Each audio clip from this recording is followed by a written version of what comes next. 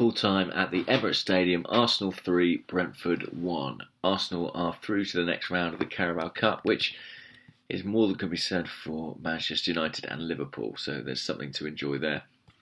Actually, there was quite a lot to enjoy about this game. It had the sort of relatively carefree knockabout fun that you would hope for from a League Cup tie. It was a pretty strong side that we put out. Another opportunity for Bernd Leno.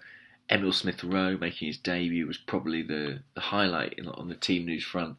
Nacho Monreal was captain. He keeps playing left back because we haven't got any other left backs. And in the first half we led 2-0, very early goal. Danny Welbeck with a good header from, I think, a Guendouzi cross.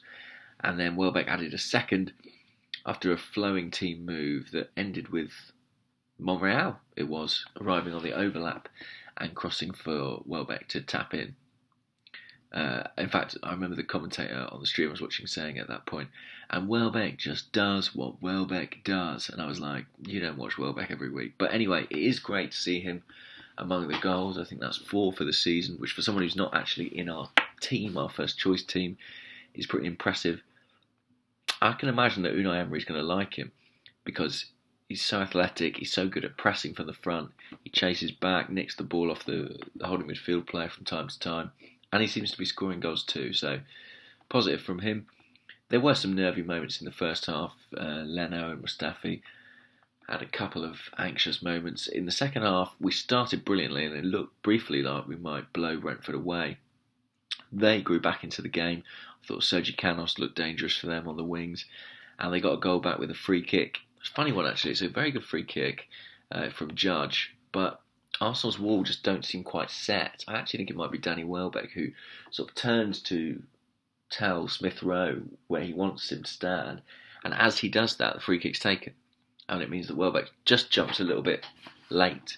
And I think that allows the ball to go over him and into the back of the net. Anyway, suddenly that made a game of it and it was a little bit more tense. Emery responded by bringing Alexander Lacazette on. He brought other experienced players on too, to be honest. Torreira came on and then Aaron Ramsey. But it was the Lacazette substitution that ultimately paid dividends.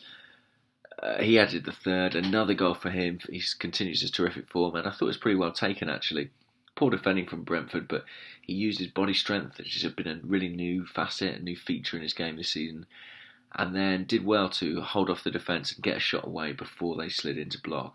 Anyway, the important thing, we're in the hat for the next round. We've got some good game time for people like El Neni, who've been struggling for that, Lichtsteiner, Leno. I thought Iwobi looked very positive again. He looked so much more confident than he did at times last season. I do wonder if he knows that Emery's got some faith in him. It feels like that. It feels like he knows he's close to the first 11. Henrik Mkhitaryan had some positive moments. We spoke about Welbeck. I thought Guendouzi looked good, very, very confident.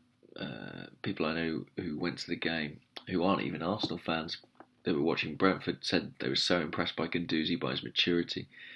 All in all, we got everything we needed, pretty much. Would have been nice to have another clean sheet, but wasn't to be. Alright guys, speak to you the weekend. Cheers.